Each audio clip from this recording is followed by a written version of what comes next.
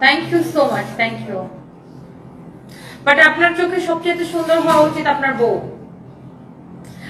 আচ্ছা, এইটা আমি শোরুম থেকে না, এখন আমি আমাদের স্টুডিও থেকে বিসর্জন দিয়ে দিতে হবে।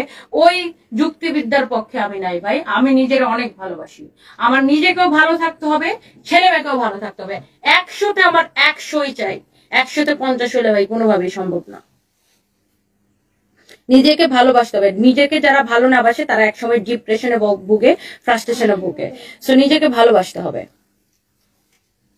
তুমি বেশ ভালো কথা বলো। বুলা বোস কেমন আছো? আমি ভালো আছি আপু, কেমন আছেন?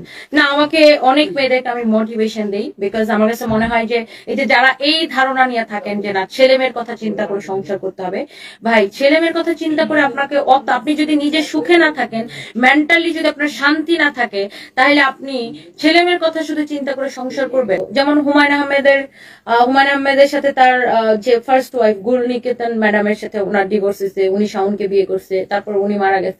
শাওন আপু যেমন আর বিয়ে করে নাই। গুলনিকেতন খান একটা সময় মনে করছে ওনার